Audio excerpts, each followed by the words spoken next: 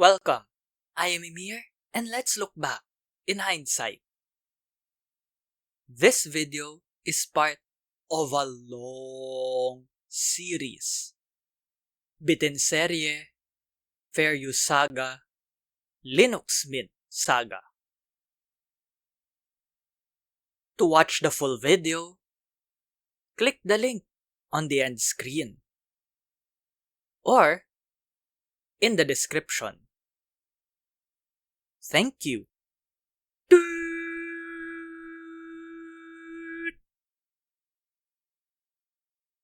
Chapter 10.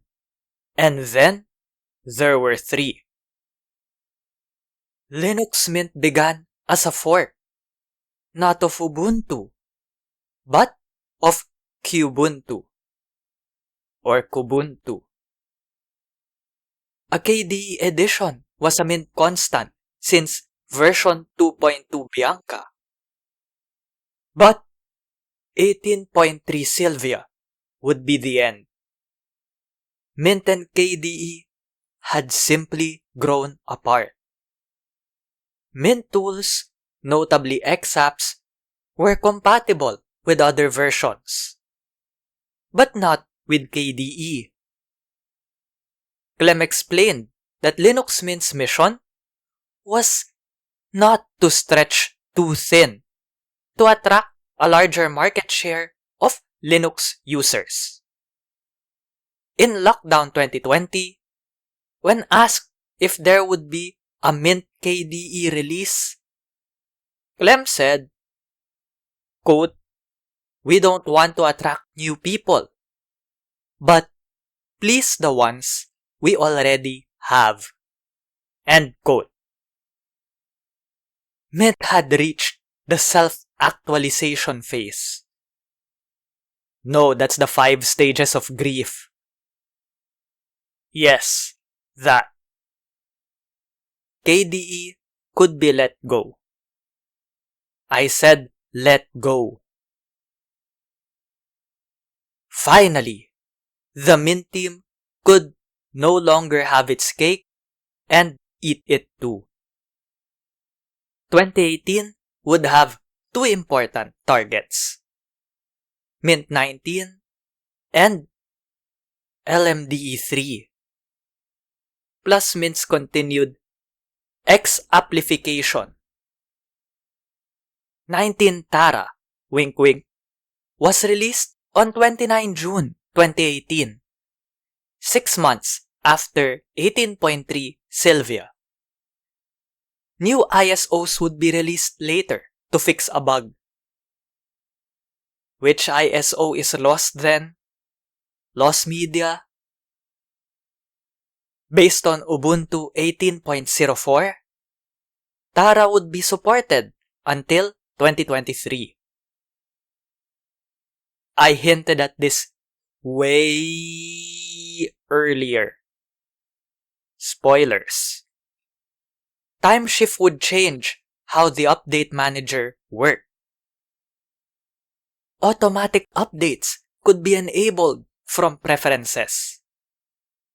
While update level said, "Goodbye, I hate to see you go, but have a good time." Labels for apps from third-party repositories and/or PPAs were added. Here are other updates. The modern welcome screen, resembling the XApps, first appeared in Tara. The Mint team also improved documentation. The software manager received UI and speed improvements. And also support for Flatpak installation via links, and for sharing Flatpak installers. Cinnamon 3.8 shipped with performance improvements. The maximum sound volume could be set to between 0 and 150%. File search in Nemo would no longer be instantaneous. Results would be listed only after pressing enter, says the release notes. Saved search, at this point, a long-time Windows feature, was introduced. Saved search did not last though. Error 404, star in modern Mint not found. A close button was added to notifications, so they can be erased from existence without having to click the toast, the notification itself, and so open the application. Notifications were also limited in number to avoid spam. And they could be set to show up at the bottom. Here are other Cinnamon features. Both XCD, SED, and XReader received new preferences windows. The help menu now included a keyboard shortcuts window. A word autocomplete plugin detected words already present in the document. The option to remember recent documents was added to XReader. MintY was now the default theme. Tara came with other changes. Pause to read.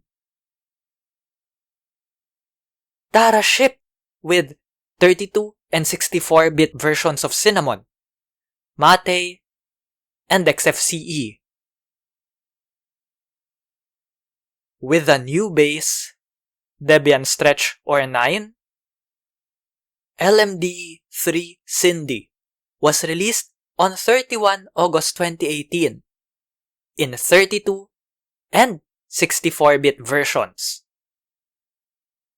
No more Mate version. Only one flavor of Cindy came out, running Cinnamon 3.8, the version in Tara.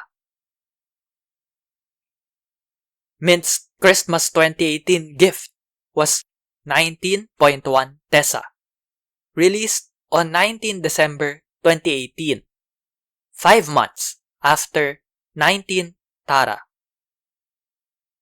Also an LTS release, it would be supported until 2023. The kernel's window would now show the support status of each kernel. A remove old kernels button was added. Software sources also received the XApps UI treatment. Support for debug symbols were added. Duplicate entries could now be removed using a new button in the Maintenance tab. Language settings and input methods were separated. The latter got a new UI, reminiscent also of XApps. Speaking of, XSED or SED's status bar was updated. libxapp came with 4 new widgets. Tessa shipped with Cinnamon 4.0 with a new Windows 10 style panel. A user could choose the modern or the traditional panel. Nemo's preferences window also got the XApps treatment. Desktop settings were, well, but if you close your eyes. Thumbnails could be enabled. Tessa got more MintY, dark, and darker themes. Thanks to feedback, MintY themes got more contrast. Terminal would show the password in asterisks. May be more secure not to display the password at all though. Here are other changes in Nemo, in Cinnamon, and in Tessa. Tessa came in the same flavors as 19 Tara, missing the usual June or July deadline because of a difficult development process. 19.2 Tina came out on 2 August 2019, 8 months after 19.1 Tessa. Tina was also an LTS release, supported until 2023. The Update Manager's preferences received the XApps facelift. A specific update for a package could be blocked without blocking future updates. The kernels window showed how long kernel versions would be supported. Multiple kernels could be installed and removed at once. A Remove Kernels button, not Remove Old Kernels. Remove Kernels was added. A user with a non-generic kernel could switch between kernel flavors. Here are other Update Manager updates. Yeah, you know the drill. The Software Manager would show a loading screen while the cache is being refreshed. Here's the beauty of a human recording. I can make corrections on the spot. Can AI do that? The Mint team said that, quote, the backup tool and the software manager are able to share the same cache and to list not only the applications which were installed via the software manager, but also the applications which were installed via other means. End quote. Doesn't seem to work though. In both 22 Wilma and LMDE6, the software manager shows all apps installed through .deb packages or through the terminal. But the backup tool does not. I wonder why. Software sources got 2 new buttons: add missing keys and remove duplicate entries. System reports got a new UI. Again, XApps inspired. More performance improvements in Cinnamon, now version 4.2. The menu could identify duplicates, either sharing the same name or the same app, but one is a flat pack. Scroll bar width could be expanded. Files could be pinned in Nemo. This feature I use a lot.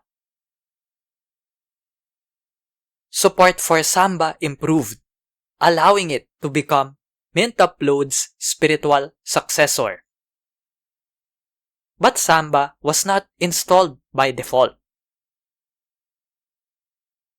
Other changes which I use regularly included the printer applet, recent documents, the option to choose the default PDF reader in preferred applications, and natural scrolling, aka Mac OS Scroll, for mice.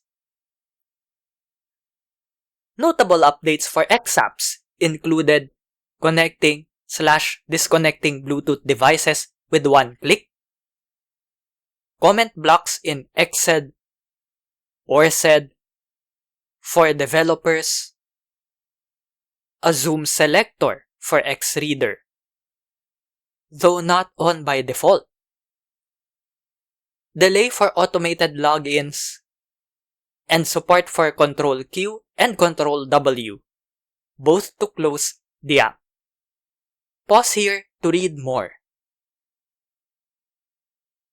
Installation ISO images from this point would contain boot repair. The MintY themes could now support Flatpaks. MintY received greater contrasts. Tina had the same flavors as its predecessor. Only 4 months after Tina, dropped 19.3 Trisha, on time for the usual Christmas gift time frame. An LTS release supported until 2023. Trisha was released on 18 December 2019. The boot menu got a redesign. After an attempted logo change in 2011, the Linux Mint logo got the oversimplified treatment. Called the washing machine, this is still the Mint logo. The washing machine logo is For me, this is like the heroes getting a facelift with the Philippine peso redesign. At least the washing machine still has the LM, just like how the facelift is still them. Better than a verb. Thanks to its new diagnostic feature, system reports Sistre icon would warn the user upon first boot. And for me, for every boot, until I set the install language packs recommendation to ignore. Time format could be set in language settings. An XApp bites the dust. XPlayer. Trisha shipped with celluloid because of its support for hardware accelerated playback, and so less taxing on the CPU. G-Note replaced Tomboy, a Mint staple since 2.1 Beta. Remember the saying, if it ain't broke, don't fix it? Tomboy was a case of put that thing where it belongs, in the garbage. Trollololololo. Another venerable program, GIMP, was dumped in favor of the simpler, paint-like drawing. Definitely not paintbrush old. If only the canvas size could be adjusted though. Trisha shipped with Cinnamon 4.4. Each panel zone could have different font and icon sizes. Actions on the right-click context menu could be activated, made visible using Nemo's preferences. Here's a list of more Cinnamon changes. XApps began supporting XApp status icon. Pause to know more. The icon chooser would show different icon categories and enabled choosing the default through the, default button. Blueberry, Bluetooth, got a redesign. High became the default quality for pics. The slideshow would respect the zoom quality settings. XSED or SED supported opening hyperlinks by right-click.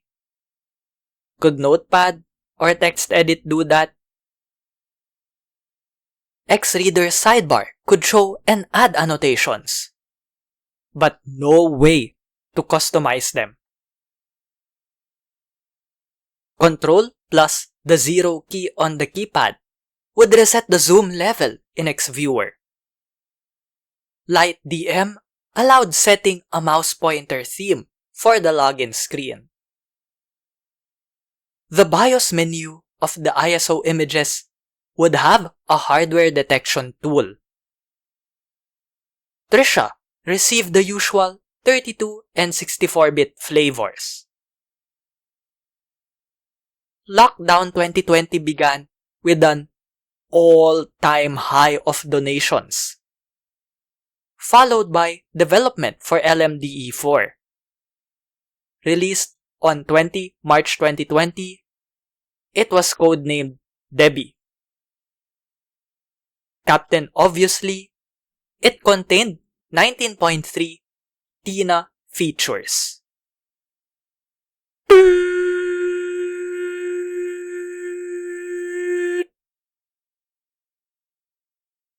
Let me know what you thought of this video. Comment below. Please like and share this video on social media. Subscribe and ring the bell. Watch all Emirs Biten. Baliktanaw/In Hindsight. Support the show on Patreon, on PayPal, or through crypto. Thank you to my sibling G-G Arts for my avatar. Check out and support her work by clicking the links in the description. To watch the full video, the link should come up here on the end screen now. Thanks for watching. Stay safe and take care.